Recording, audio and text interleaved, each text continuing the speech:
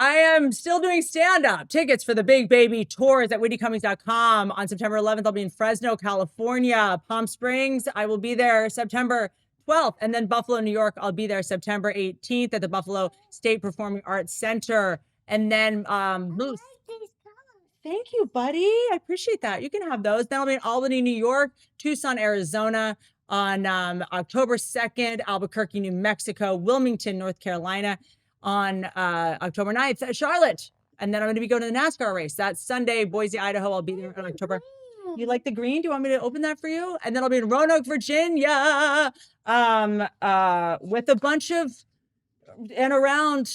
men that could have been my baby daddy, but it was a hard pass on their parts. See ya, everyone from high school. Then I'll be in Miami, Florida for Burt Kreischer's cruise. Ohio, I'll be in Cincinnati, Columbus, and Cincinnati in December. I'm dyslexic, so hopefully those were right. All right, here we are. We out here. We're out here, and we're bringing joy back to the internet because Perez Hilton ruined it for all of us. Dude. Okay? This administration ruined it for all of us. Your feed's chock full of war. It's chock full of soldiers jumping off boats. Not on my watch. On my watch, we're talking about what, Kevin? What? Where are you on people having heroes that are fictional? Those are the only kinds that can be heroic anymore. So it's the only version. But like someone's like, my hero's like Odysseus or like, Wolverine. They were always fictional by omission. You know? Some people were really into like Teddy Roosevelt. Yeah, but we don't know anything about him. Yeah, I know what you mean. Just I like the more you know. So you think that's why? Like, you know that slogan, the more you know, the worse things get. It's like, you think the more we know, the better things get? No. So everyone, it's like my thing about like friends and like nobody's toxic if you know what proximity to keep them at. Everyone can be a hero as long as you make you sure, right size them. Yeah, every time they go on social media, you just have to be like, la, la, la, la. You can just never hear them talk. Knowledge used to be power, now it's paralysis. I don't think you become the kind of person who would be a hero without making a ton of mistakes and doing a ton of stupid stuff and having a ton of adversity, right? Yeah. No one's born a hero. We're all fictional on some level. And also the other way is that there's probably a lot of people that deserve to be heroes, but people project onto them and don't give them the hero status they deserve. Sorry. Did you look? How long did you plan on staying in camera? Wild. Yeah. So fictional heroes. Have you ever had one? Edward Furlong. He's alive. He's alive today. No, I'm kidding. Say what you want about me, but my gut is always right. When I was a young tot, my big crush was Edward Furlong from Transformers. I didn't even see the movie. I don't know why he's Terminator 2. He was like on the Crush Teen Crush, like Teen Beat, Tiger Beat, Crush Beat. magazine, whatever. Yeah. He was always on the front, and his hair looked like the Sydney Opera House, like he just had that like kaga. Yeah. And it's called the McSqueeb. And then 30 years later, he's like rescuing lobsters from restaurants. I'm like, yes, that's my guy. I knew it. I knew I liked that guy. Yeah. Have I ever, like horses, like My Little Ponies and Rainbow Bright. Rainbow Bright, that's a good one. Rainbow Bright was a good cartoon. Can a fictional character be played by a real actor? It doesn't have to be animated. It can be. It can be just like from literature. It could be cartoon. My hero is a fictional character, and he's my dad. And I'm not kidding. No, totally. Like, as you get older, I'm like, that guy ruled, dude. It is so unfortunate that I was his daughter, but if like that, no one wants to hang out with him more than me. I once saw you and your brother laugh really, really hard at him saying, you mean the trip to the Bahamas we're all going to take? Right. Which I guessed in context was a trip that never materialized. And you guys both laughed really, really hard. My dad, I won't get too much into it. He, most people will call him a liar. But as you get older and you're like, or is this someone that just rejected reality altogether? Was he just a storyteller? Was he just a winner who wasn't interested in you putting limitations on these, whatever the pixels? Was he just manifesting a better existence? Thank you. Yeah. Thank you. Where are you on manifesting? This isn't on my list, but I've been thinking about it lately. I'm really into etymology at the moment, and anything that has man at the beginning, I'm always just like curious. Yeah. Because I feel like it's something that's thought of as so like manifest. Oh, you're gonna manifest, yeah. Or like when you're not a guy, you have to plan a little bit if you want a job at some point, you know. Yeah. But I think there's no way of proving that it doesn't work, but there's a lot of proof that the people who say they do it win in a big way if you're trying to manifest public forward-facing talking. And the people I know that don't believe in it, you know, not know. Yeah. It's this. Because I don't know. How I don't about know, this? and I'm like more open to things than I used to be. And here's what I'll say: not knowing by this point means it works. Like if we're still Sure. like, that doesn't work. If it's still on the table. Do you know what I'm saying? Yeah. It's like the Jim Carrey story where he stood up on a mountain over West Hollywood and wrote a check to himself and said, "All of you are going to know my name." You're confusing Dane Cook and Jim Carrey. Dane Cook used to stand on Hollywood on Mulholland. Great. The fact that either of them admitted it is truly shocking. Yeah. And good for them. Yeah. The problem is when you do stuff like that, this is actually how far into manifesting I am as someone that believes that it's true because there's enough coincidences for me to go that way. It's like being like astrology's real. I can project enough onto a horoscope to say that it's right. Yeah. Is like when I look at like negative comments, right, on Instagram or social media, I'm like, God, I wasn't specific enough. I said I wanted to bring people joy, but some people get joy out of hating others. Yeah.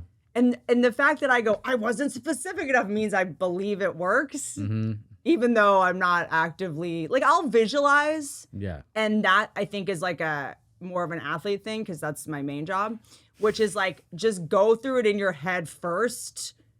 You know, it's like would you before you go to auditions drive to the place? Oh, I know my routine. 2 hours early. Yeah. Drive to the building, look at door, drive away, sit in my car, get ready, go back. I would drive the day before. Oh, day before, yeah. Instead of running the audition over and over again, it was like, I'm going to get her, I'm not. The things that are going to throw me are. I saw a lady on TikTok do a dry run for her commute for her new job the day before. Love it. Because she was taking the train. Love it. And I was just like, I would hire her 10,000 times. I do a mental dry run. And even if like, I do it with conversations too sometimes, I know. Diagnose me. But it's kind of more just like risk management obsession. And instead of worrying I'm going to say the wrong thing, I'm like, well, it could go this way. It could go this way. It's also stress management. Yes. It never goes the way I prepare. Ever. But I'm just like, what else was I going to do with that time? Yeah. I at least feel like I'm prepared enough to go in and not worry. I take lack of preparation off the table. Yeah. I did once get to an audition so early the lady asked me to leave.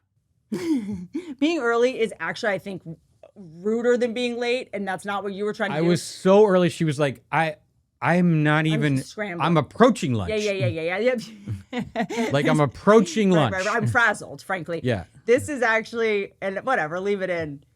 When there's all these rumors going around about Ellen being mean, someone told me that she showed up an hour and a half early for dinner at someone's house. Wow. And I was like, that is the rudest. That's insane. Being a minute late is rude in my book, but also being an hour and a half early. Like the person came out like in a robe. They're like, you have Ellen in your living room and you're like, just like scrambling, like, that's not all of us like have a buzz cut. Some of us have to blow out our mullet. But I have the same issue when people are like, well, I was taking this vitamin and now I'm so much, faster or stronger or whatever. And it's like, well, the kind of person that's going to take a vitamin is also working out more, probably also sleeping more. You know what I mean? The kind of person that's doing manifesting and vision boards are also the kind of person who probably works really hard. I don't know anyone who just manifests and does nothing else. Well, yeah, like that's the thing. If you're a person that just literally lays in bed and is like, money comes to me easily, like, but you don't move. Because like, yeah. I think that's so interesting because like everything I put on my vision board, I had some kind of run-in with. Yeah. But it wasn't the way I necessarily wanted it. Well, also, I wonder if it's like you put effort towards it because how dumb will you look if you look in the mirror every day and you're like, you're a bright star who's going to be rich, and then you just go back to bed and nothing happens. You're like, I said that 10,000 times. Totally, yes. But I also, there's definitely some people that I'm like, there's no way Bill Murray's like, okay, and then Sofia Coppola's gonna call me, and then I'm gonna respond. Like, there's some people you can't picture doing it, but then you think of like The Rock and Kevin Hart, and you're like, I feel like they have like a board. For sure. Yeah, and it works. Yeah. Yeah, for sure. You know? Yeah, I would imagine. Yeah, you really gotta make sure if you spend enough time manifesting that you stick the landing, because you can't look back and go, I worked my ass off, but I just should have manifested more. Yeah. You know what I mean? It can't be the thing that you don't do in case it's what works. That's my thing with God and people. And like, I'm finally just like, you know, God, because even if it's a 0.00001% chance, well, it's like that. Do you really want to roll the dice? That's the old saying, I believe in God just in case. Mm-hmm. Yeah. Because like, you don't have anything to lose. Okay, so I am going to Chappelle's Ohio camp this weekend to do some LOLs and comedy, and it's like camping stand-up. It's not camping, it's camp. I don't know what to wear. I don't have clothes like that. I either have clothes, you know, that look like one of the kids from Stranger Things is going to a bat mitzvah, and then I have like overalls and onesies that make me look like I'm a janitor in a Broadway play. I thank God for Revolve. I just got the cutest pair of jeans, by the way. I'm going to send you this, Pat. It's a pair of jeans that has a horse on the side. Say no more. Revolve is my jam. Everything is styled in a way that actually makes sense over there. Even if you're like me and want to buy clothes that have horses all over them, still feels curated and cool. I'm not scrolling for 40 minutes trying to build an outfit out of thin air, trying to just make up a personality out of nowhere. You can shop by vibe, date night, vacation, night out. The shirt that I'm wearing right now, I got at Revolve. I was like, you know what? I want to look cute. I want to look casual, but I can't keep wearing Nirvana shirts everywhere. It's a bummer. I realize that all my shirts just have dead, talented people on them, you know? And the most depressing part about having a Nirvana shirt, somehow not the fact that the person has crossed over, the fact that now teenagers are like, what's Nirvana? Now I'm old. I feel old and sad. So I also got the cutest pair of jeans ever. Here we go. And a shirt that has 2 collars. Didn't want to be a dork, still want to be cool, but also needed an Oxford. By the way, here's the other thing I'll say. This is the best thing I can say about a website. I went on every website and you can see like doubles. You can see the same products and brands on pretty much every website. They have ones you can't find anywhere else. Okay. Which means I'm special. New arrivals daily, inclusive sizing, and the shipping and returns are so easy. I can order a couple of backups and not feel completely insane about it. Whether it's a big night out, a wedding, or a summer trip, you just need something last minute that actually works. Revolve has it. This is my favorite clothing website, hands down. Go to revolve.com/Whitney to shop our favorites. Use code Whitney for 15% off your first order. Fast shipping, easy returns. Revolve.com/Whitney. Offer ends September 2nd, so don't miss out. Between work and being a mom and people just needing something from me literally all day long, getting together with friends has genuinely become a form of self-care for me. So whether it's a glass of wine at dinner or a long overdue girls' night, I make sure that my first drink of the night is ZBiotics pre-alcohol. You gotta have it. ZBiotics pre-alcohol probiotic drink is the world's first genetically engineered probiotic. It was invented by PhD scientists to break down, Pat? Acetaldehyde. Acetaldehyde, a byproduct of drinking alcohol. Pre-alcohol produces an enzyme. Pre-alcohol produces an enzyme that is designed to break down this byproduct. Pre-alcohol, your first drink of the night. Drink responsibly and enjoy your next day activities. ZBiotics has sold more than 14 million bottles and earned the trust of thousands, including us. So I had a dinner party with friends Saturday. There was wine flowing, and I was like, I don't want tomorrow to just be me being a complete mess. And so I just drank my ZBiotics first. It's that simple. The next day I was truly 6 a.m. I was up watering my plants, taking pictures of my hibiscus. I was moving things. I felt better than if I hadn't have had a little bit of vino. I did my whole morning, went on a hike, answered emails. I was like a functional adult, not a dehydrated snail on the side of the road. That's the part that I care about. I get my night, fun, get the photos, get the vibes, get the laughs, the LOLs, and then I get my morning. Try it for yourself today. And if you're unsatisfied, they will refund your entire order. No questions asked. Head to ZBiotics.com/Whitney, ZBiotics.com, ZBiotics.com. Use code Whitney for 15% off your first order. Is visualizing the same as manifest? Manifesting is just No. acting as if. I think visualizing's different. Okay.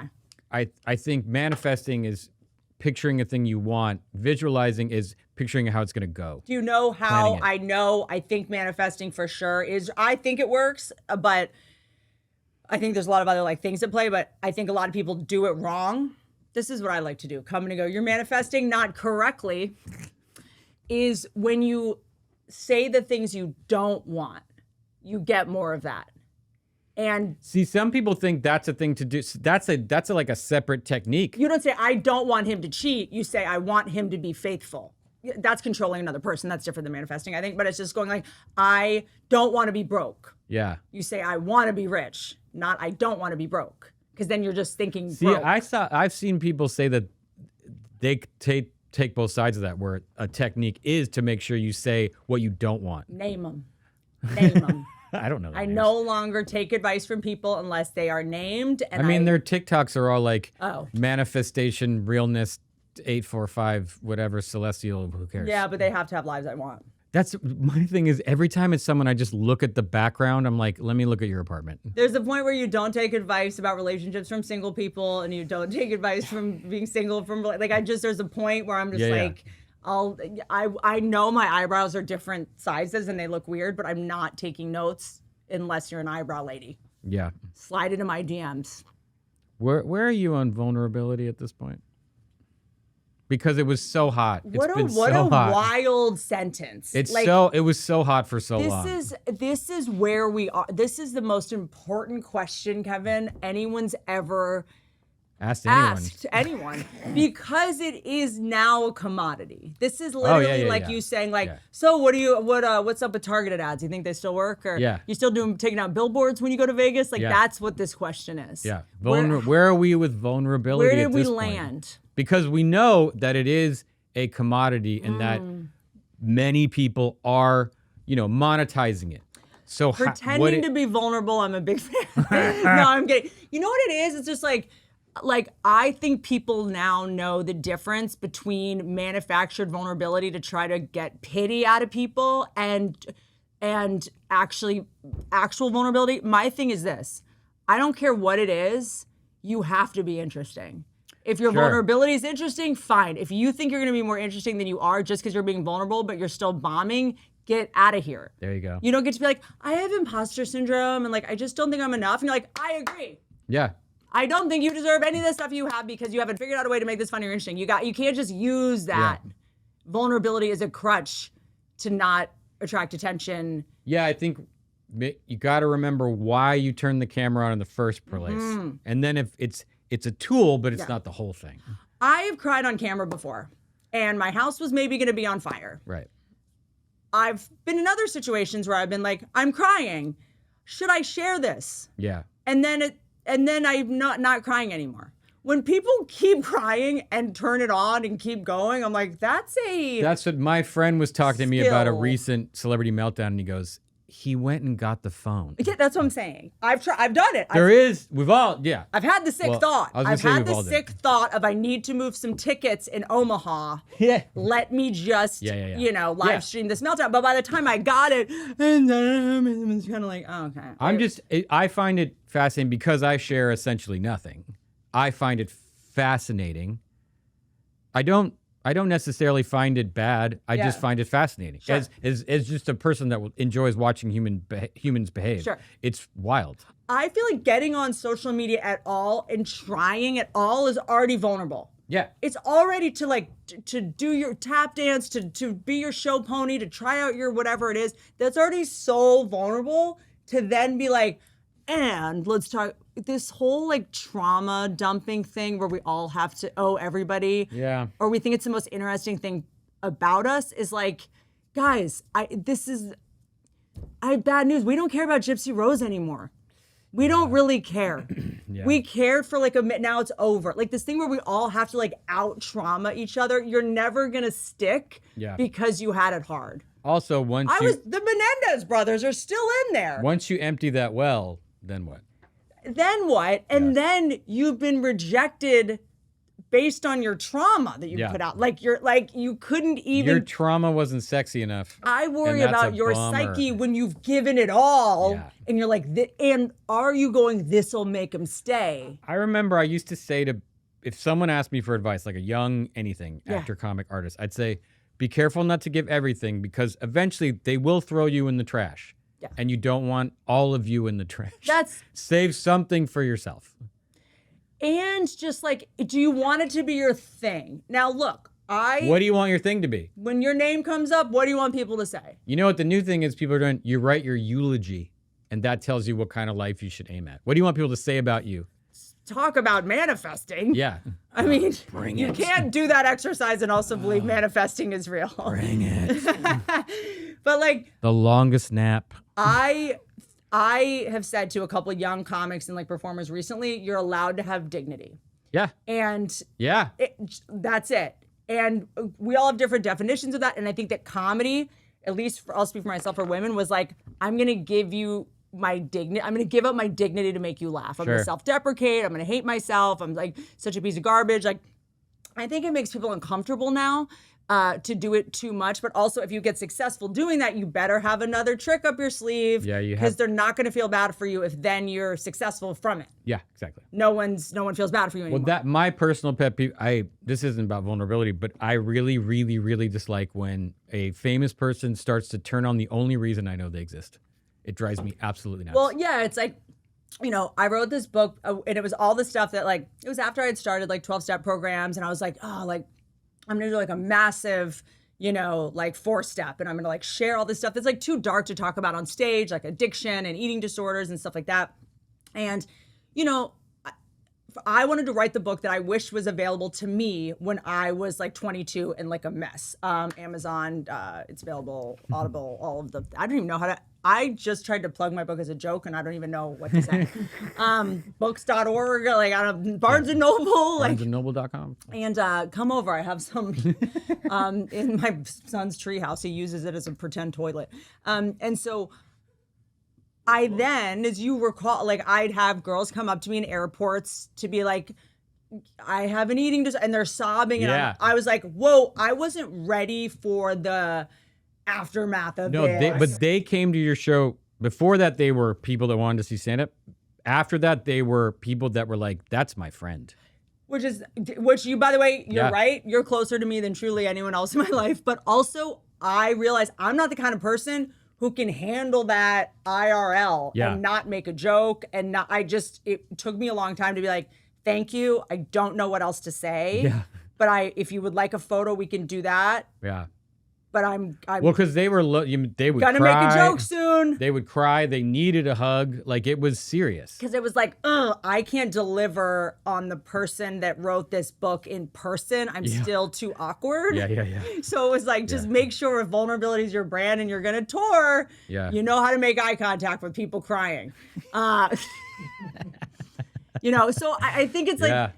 We've seen this a lot where it's like you become a thing online and then you have to be in person in some iteration. You gotta deliver. And like, also like, here's the other thing that's like, now that I have a kid, do I regret putting things on the internet or saying things on the internet that I said before? Of course not.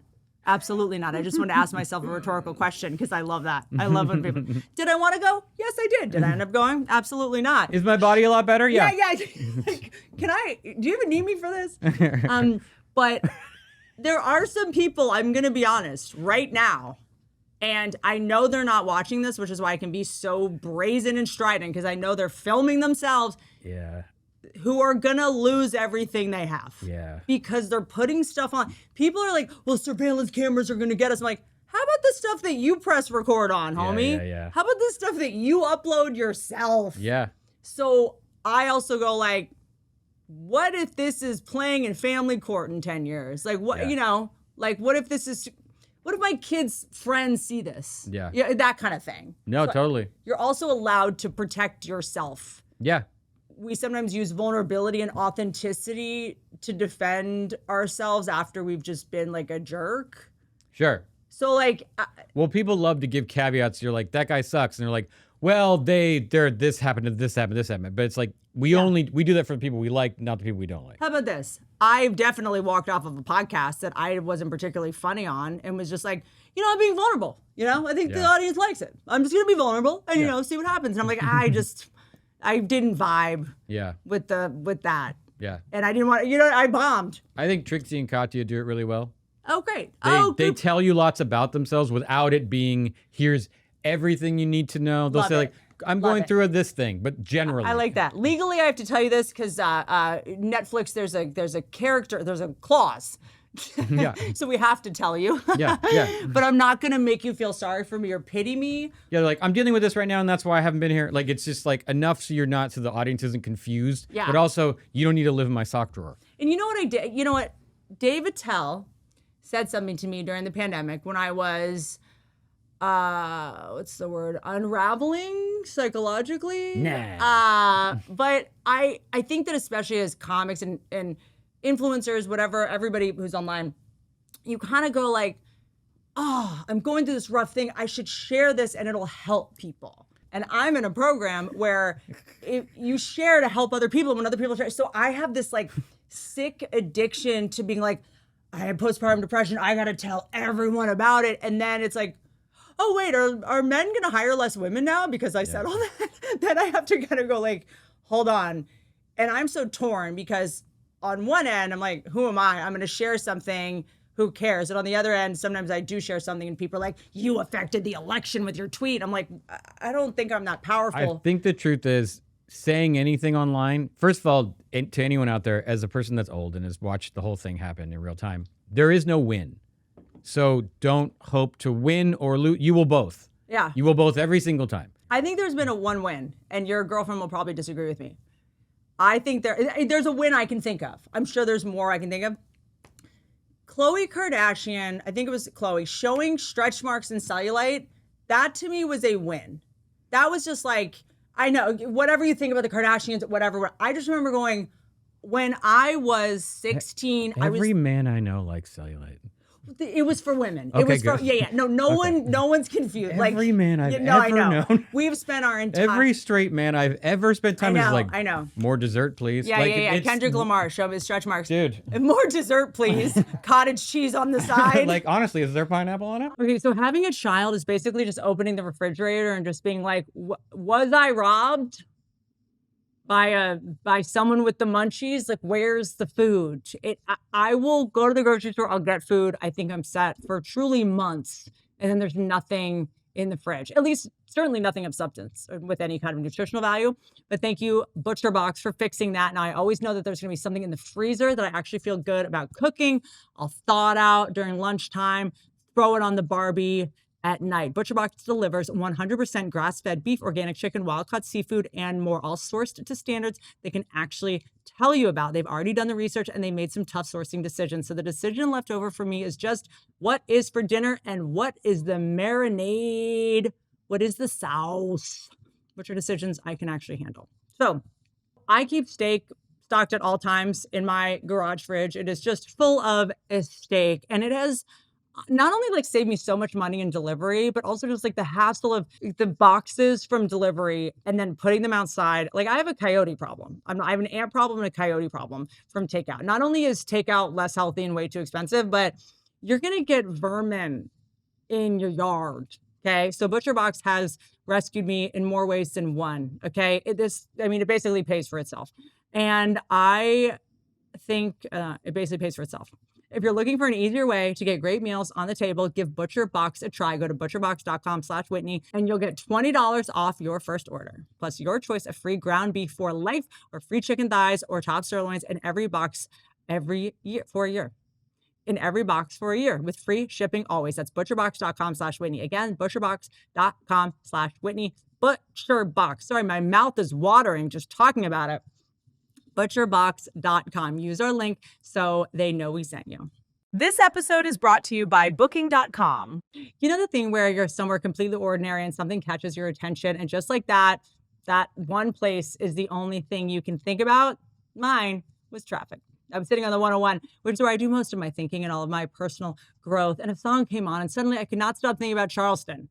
Oh, that was the whole thing. It was a song. I'm in traffic, transported, now obsessed. And normally that's it. You move on with your day, right? No, you have the thought, you feel something for 9 seconds, you go back to your life. Not this guy. No. It wouldn't escape me, so I decided to escape. I got home, I pulled up booking.com, I found a beach hotel in Charleston in truly 4 minutes, filtered for exactly what I wanted. I saw the photos, the real photos, the price, booked it, done, before I could even talk myself out of it. That is what I love about booking.com. Once somewhere gets into your head, it is a very easy way to get there. The getting there part is just as easy as the being there part. So what is yours right now? What's the beach hotel that you keep almost saying yes to? Go on, book that trip. It's easy. Booking.com. Booking.yeah. I grew up in a home apartment, barn, where there was cellulite cream, which is of course a scam. But like, I was like, oh, you have to. Remember Noxzema? Of course. Ooh, that stuff was aggressive. But vulnerability, do it. Don't do it on first dates or second dates or in the first 3 years of dating someone. I think, honestly, I do think that relationships in your 20s should be toxic. Like, if they're not, you're toxic. If you're not dating absolute psychopaths when you're young, you're not partying. Get out there. But don't be too vulnerable in your personal life when you're dating, for the sole reason that you'll, number one, attract people that want to like rescue a broken bird. Yeah. Number two, it could be weaponized against you with the wrong person. Sure. That got me. Okay. Sure. So like, well, maybe it's because your dad left. It's like, why did I tell you that? Yeah. What do you should have told you that. Don't give them ammo to win later. Yeah. But yeah, I think everything we're doing is vulnerable. Now we're just going to this like extreme kink. You know what? It's a thing. It's just a thing I learned young. Yeah. I remember while I was in art school, I was ripping off this artist kind of inadvertently because I worshipped him. And one of my teachers was like, you don't want someone else's name to constantly be said when they're mentioning your work. And I was like, oh, and I just applied that to kind of everything. I want to control as much of how I'm perceived as I can. So I don't want, if someone's describing me, I don't want it to be like, he has mild spina bifida and he has just, all the things, all the things I have that are wrong with me. That's not interesting to me to talk about. This is one of the hardest things for me, is a big word like this that I have to break down into like 50 other words. Like the word vulnerability, like this is my new thing with Chris. Got vulva right in it. When we have an issue, I back up and go, whoa. An issue, a thrasher. What's your definition of scheduling in advance? Oh, we have to go back to one. Yeah. Because I'm like, well, we should have scheduled in advance. And he's like, I tried to schedule in advance, and I have to go, what? Like the word. I think this is such a big part of all of our inability to communicate now, is we're operating under different left and right, Republican, Democrat. Like, people haven't even agreed on definitions for a lot of the words that we're fighting about, Sure. And vulnerability, like, I like it because, especially as a comic, because I think my default is you're at war. My ancestry and nature and nurture, and then standing in the hallway of the Comedy Store for 15 years. You stood there and did nothing. Yeah. Kevin. It was what? But I think for me, like, I thought, and I started to use the word feminist. I know it like rubs like women the wrong way, everyone the wrong way at this point. But it's like, I thought being a good, like, strong woman and role model was like to never show any weakness, or like just to show resilience, and that nothing bothers me and nothing shakes you, and that's possible. Just like hide all the, like, just cry under your desk and cry in your car. I think picking when to be vulnerable. I waited until it's the same with getting boobs. I waited until I had already made it. So I knew that's not why I made it. It's like how celebrities get political after they have $100 million. Great. Yeah. Well, I'm not that much of a sellout. I'm not that much of No, but they have a cushion. They're like, look, if they throw me out of show business, I'm fine. But, and by the way, who was really going to listen before that? I mean, Taylor Swift, That's like, true, yeah. I don't know if she had weighed in earlier, but there was kind of something that was like, you need a platform before you try to have one. Exactly. And if you weigh in too early, like, you're either hurting your own cause, you're hurting yourself, like nobody wins anyway, or you get more famous just because a team that wasn't a fan of yours anyway is like, that's our girl. And then you've got like weirdo. You don't have enough power to spend. So to me, it was like, okay, if I want to be like a role model in any capacity, like, let me not be a hypocrite. Let me just suck it up, make it. And then I can share these stories of all the hard stuff I went through, because otherwise no one's going to hire you. Yeah. And I don't want to be looked at as a victim in any capacity. And I don't want to think of myself that way, because I feel like that's going to keep perpetuating. Yeah. That's why, like, when, you said this to me once when we would like work on jokes, you're like, when we would like do a Zoom thing with like 5 people, you're like, you never get help in those Zooms. And I go, yeah, I don't. It's because I don't, even if someone gives me a great tag, it doesn't mean that's what I want to say necessarily. Yeah. It's more about like, yeah, but I want it to be like this. And even if that's 2% funnier, 5% funnier, that's not necessarily what, I mean, I was watching all these Brody clips yesterday. Brody Stevens. And Happy 818. And just, he would do things that were only he could do. Only he could do, like, to where you watch it, you're like, I would love to do it on stage, but it wouldn't work because it's not him. And this is what is so hard about, thank God, thank you so much for giving me an opportunity to get back to my sitcom. This is what is so hard about doing like a TV show that's based on you, is you have a bunch of writers there that are pitching hilarious stuff. Yeah. And you're like, ugh. It's so funny. But you're like, pizza doesn't give me that kind of diarrhea. It's just, Jenna Elfman would be perfect in that. In some weird way, like, I think knowing what you can pull off and knowing what wears well on you, like energetically, like, is one of the most important skills you can have. Like, not being, I guess, tone deaf or having a blind spot. Like, when I see a millionaire complaining about how hard their life is, I'm like, how? Yeah, it's rough, man. How? It's rough. How? But also, like, just now that we're so forward facing, you have to be able to read the room, millions of rooms you're not in and never will be in. You get to cry on camera or have a tour of your house from Architectural Digest. You know what? You don't get both. I have a good idea. Should we do some brand strategizing? I have a couple videos I took of me crying that I haven't posted. And you can see what they're about. And we can see if these would be appropriate. I try to cry on camera or on social media and share these like vulnerable moments with you. This one was, I'll cry just thinking about it. Okay. This was, you know, because sometimes you are crying, and like, as much as I know we make fun of people with parasocial relationships and the fact that I think you guys are like my real friends, like, when something big happens to me, and I think there is a good side of being forward facing, I don't have family to call. I don't like it. There is a part of me that's like, woo. There's a part of me that's like, the people who, whether you've come and gone, whether you don't think women are funny or you do, or you're like, this special wasn't as good, or you're a fan of just all comedy and you pop in and out, like, it doesn't really matter. There's this feeling that it's like, I have whatever I have because people took a chance on me. Every ticket that could have been bought for me could have been a one-timer. Yeah. And they never came back to another. That's not the case. I don't, but like, and there's something that's like, I've gotten enough reward from sharing. I've gotten mostly negative just feedback in general in my life, but like the positivity of like sharing my horse, or like how happy people have been for me when they come up to me and say like, I've been following you for 20 years. Like, congratulations on having a kid. Like those people, like, and just, I know I'm jumping around, but it's going to get somewhere. And like, when there's a moment in the real world where there's proof that humans are actually like magical and incredible, it undoes, to me, like, no joke, 6 months of negative comments. Yeah.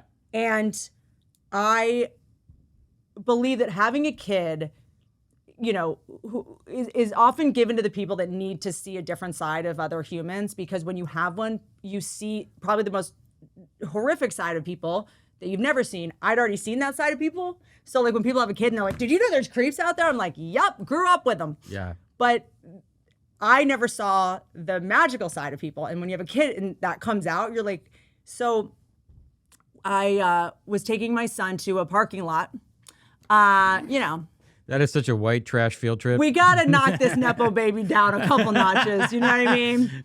And so, hey, I've had some of the best times of my life in parking lots, straight up. we do parking lots is like, I'm not going to give them so much A stuff. parking lot in front of a 7-Eleven is some of the best times you will have in your whole He's damn learning life. math, 7, 8, 9, 10, 11. So it can also be a Circle K. And so it's a bike and a helmet in a parking lot. And I'm like, Dude. do your thing, buddy. Dude, peak. We go and there's a trash truck in the parking lot and then like a water truck. And trash trucks for, they're like, for a little boys, the whole thing.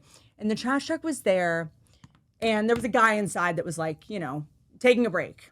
And the other guy was taking a break and we're just like sitting there and, watch and just, I'm like holding him and we're, and then I was like, let me get him a water. Like, and I got the guy water just to be like, oh, we can bring him a water. Like it was so hot outside. This guy was on his break. I had like a cold water.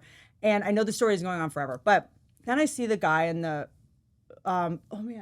in the water truck get out and go walk over to the guy in the trash truck and say something. And then they look at me and I was like, which by the way, this is not the first time that someone in a trash truck driver, I've been like, sorry. Like I will follow them all around the neighborhood and be like, for my son. And then he looked at me, closed the door, and I was like, oh God, am I not supposed to be? Because it was on a college campus. And I was like, oh God, I should get out of here. And he turned around and started making the truck like wave at Henry. I know. And I fully didn't know what to do. I do not know how to thank the trash truck drivers that stop and honk for kids. It's so awesome. Like, I can't tell you one time that I feel like we stopped and pulled over and they haven't, like, honked or, By the Got way, your tickets for Philly yet? by the way, this is your tax dollars at work. Oh my God, I can't stop. And kids out there, sanitation, excellent career. Those guys do very well. It's like, that's not vulnerability. Like, I want you to feel bad for me. That's just like, can we give a round of applause to you talk about heroes, or brought up heroes in the beginning. And I'm like, that guy is my hero. The everyday hero is the hero. He did not have to do that. I'm in a parking lot. I'm like, and then Henry's able to give him the water, and I'm like, you did not have to do this. And there's a great TikTok of a little kid, and he takes his dump truck out to a little construction site, and the guy with the giant backhoe dumps dirt in it, and we all cry. That's it, dude. We all cry. That's my kink, and those are my heroes. But I have videos of me crying, but I'm like, is this gonna make it look like I'm trying to get a partnership with trash or something?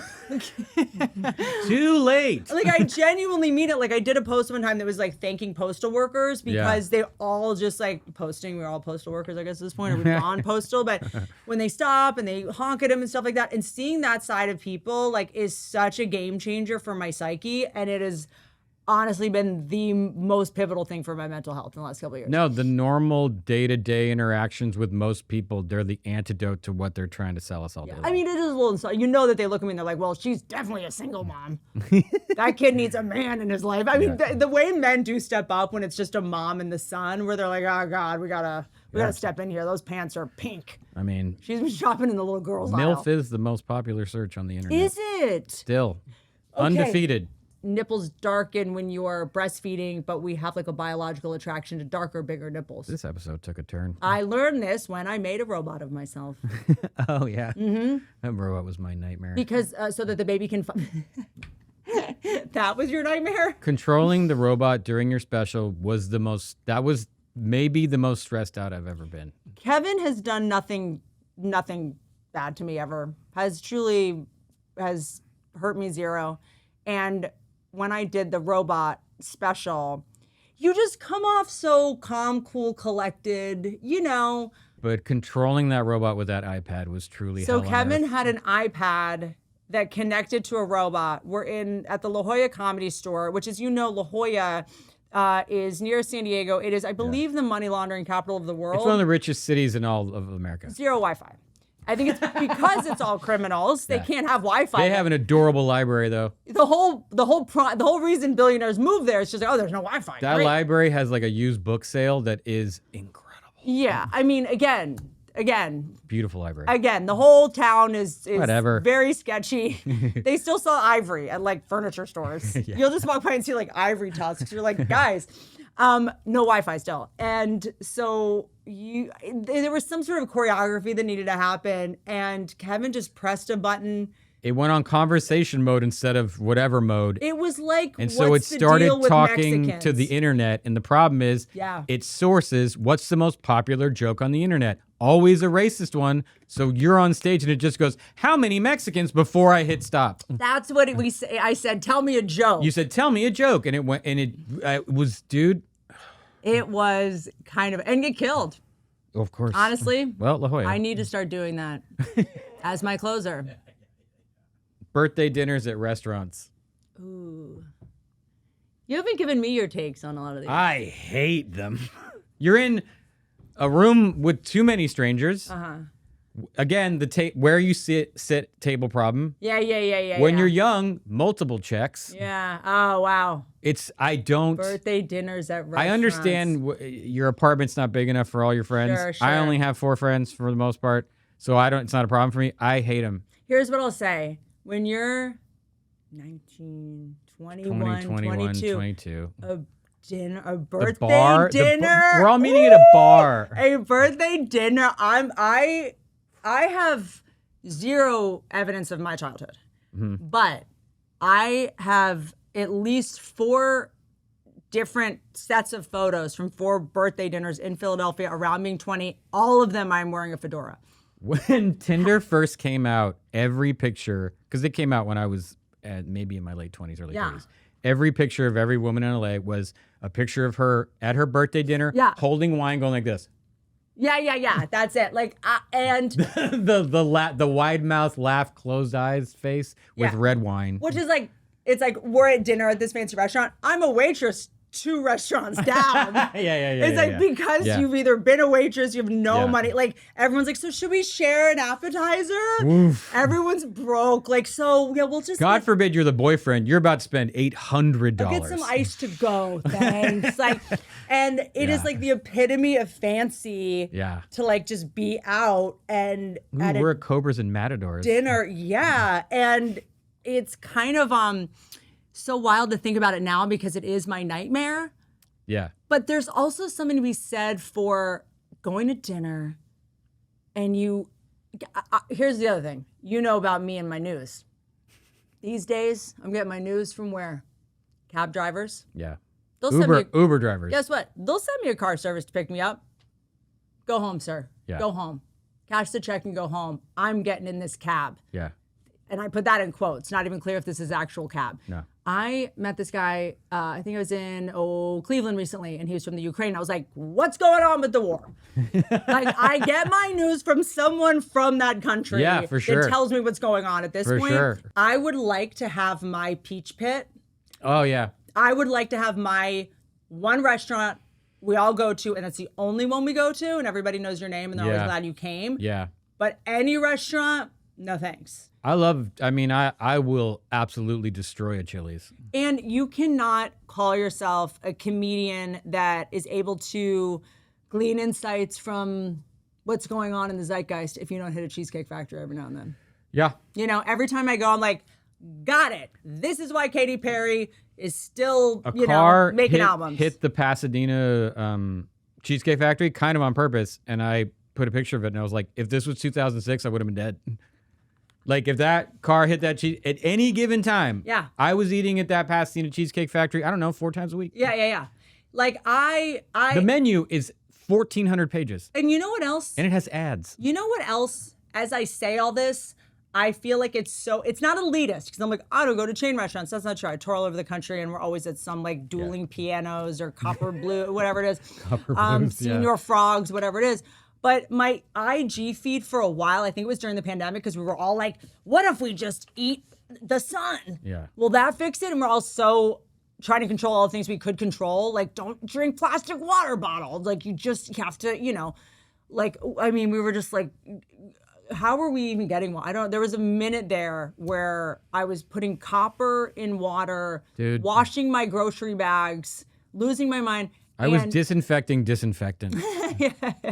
And then I saw something that was like the worst thing for you is salad at a restaurant because of You told me that. And sorry. I love salad. Salad dressing. And then I was like, well, now we can't go to a restaurant. So I just was like, the worst thing you can order at a restaurant is salad, and women get half their calories from salad dressing. And I was like, gah.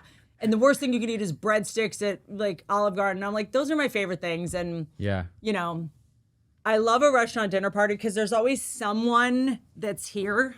Do you know what I mean? Yeah. There's always someone. It's not Bobby Lee. Yeah. But there's always someone here. Oh, Bobby Lee at a group dinner is feral.